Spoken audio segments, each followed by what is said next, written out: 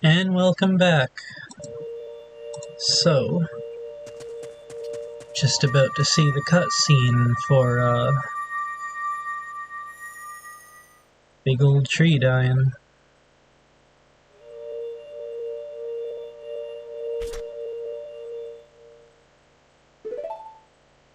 Honestly, one of the most memorable cutscenes in this game.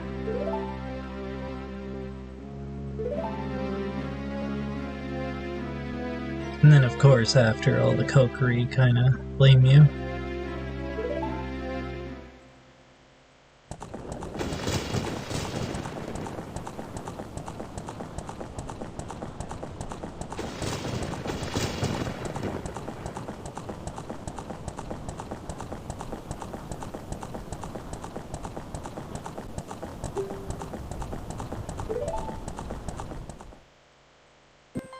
Yeah, I've decided, on top of 100%ing this, I'm probably gonna try out Master Quest.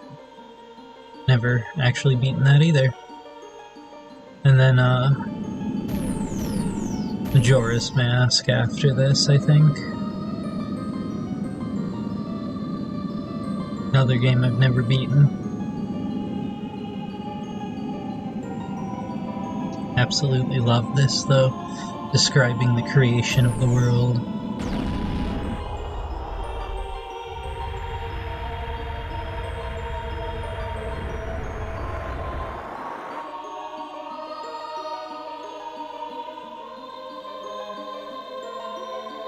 Damn.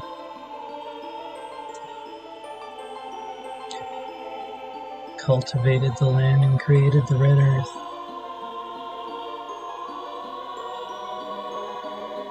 Gave wisdom onto the earth and gave the spirit of law.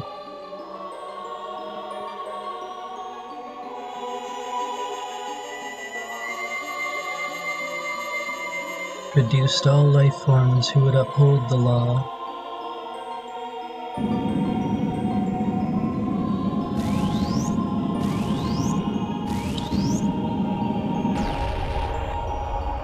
Honestly, so many amazing memories of this game. And I know a big part of my obsession with computers and video games at such a young age was I had an abusive childhood, so honestly some of the best escapes I could imagine. And I never had, I never played the original Zelda, so this was the first one. My first introduction to Zelda, honestly.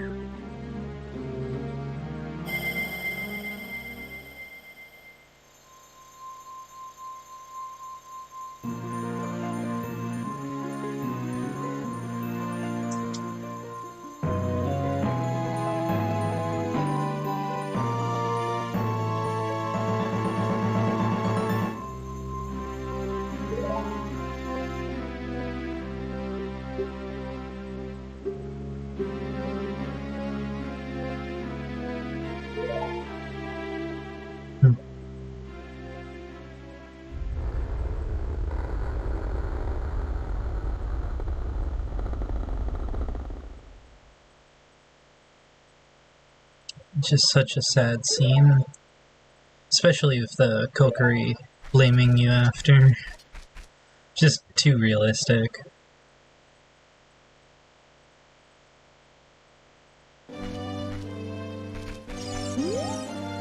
What did you do? Could you let it happen?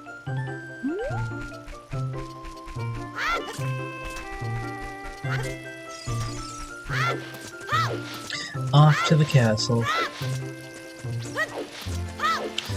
So, I posted about this on my blog as well, but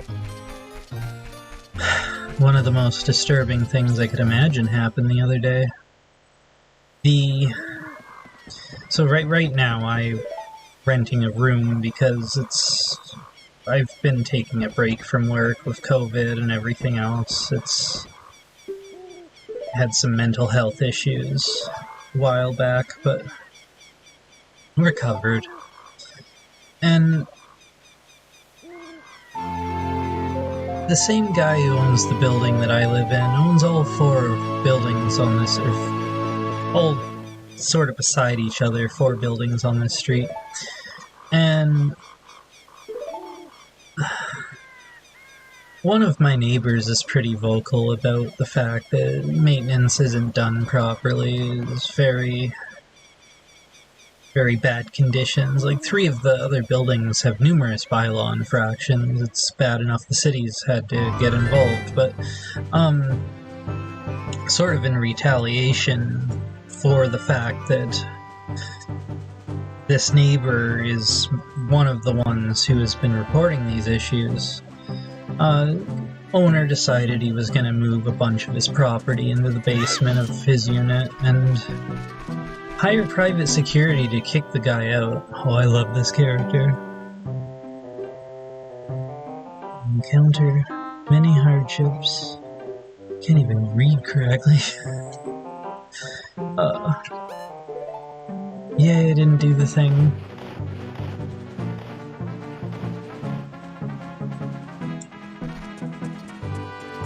But yeah, so basically he moved a bunch of stuff into the basement of the unit without having even checked the type of lease that this tenant was on. Tried to use some obscure loophole in the laws to basically say he was a boarder and that he was living in the unit, which he isn't. He's from California. And using private security, removed the tenant and basically had my roommate, the one sort of main maintenance guy, replace the locks. Weirdly, this guy kept saying, "Oh, I don't work for him, I don't work for him," which is, I don't know, maybe in his head somehow he's convinced himself that that'll remove any liability, but I don't know. But anyway, completely wrong direction there. So, of course, the police had to get involved, and they forced the owner to let the tenant back into his unit because this was all horrendously illegal. So, I later found out that apparently he didn't even give him the right key, and so the police then had to return and force the owner to give him the key, because the only way to have done this legally, given the tenant is on a proper tenancy agreement, is not a boarder, would be to submit the proper forms through the landlord-tenant board. There's actually a process involved that he seemed to just decide he didn't want to do. So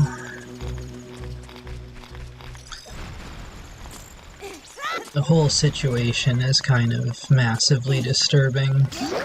But the part that's bothering me the most is more personal to me.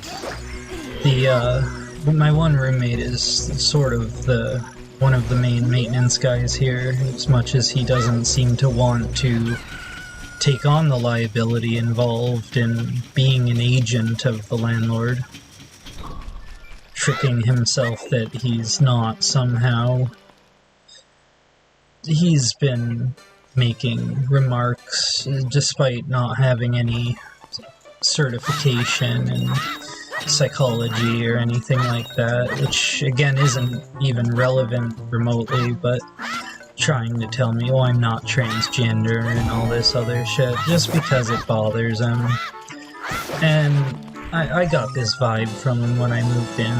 This sort of thing was going to happen, so it wasn't surprising to me, but I made an effort to try and befriend the guy. Like, benefit of the doubt, right?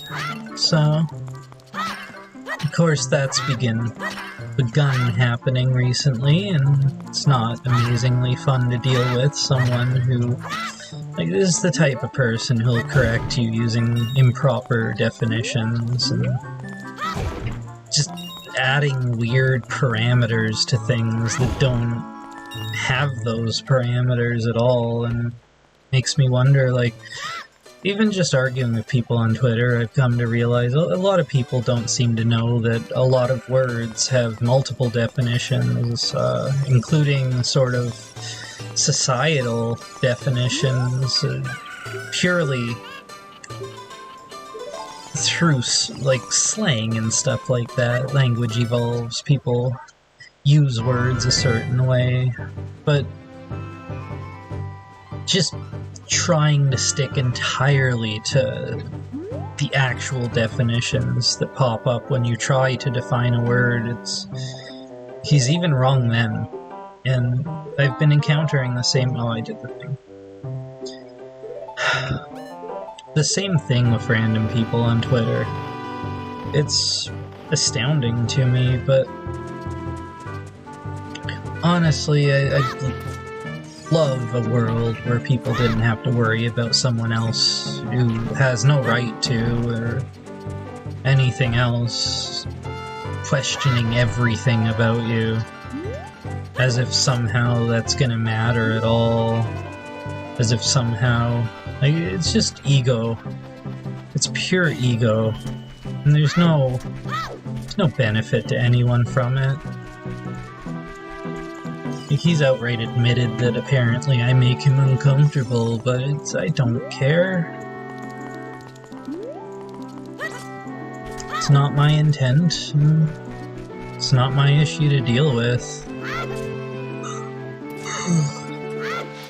So...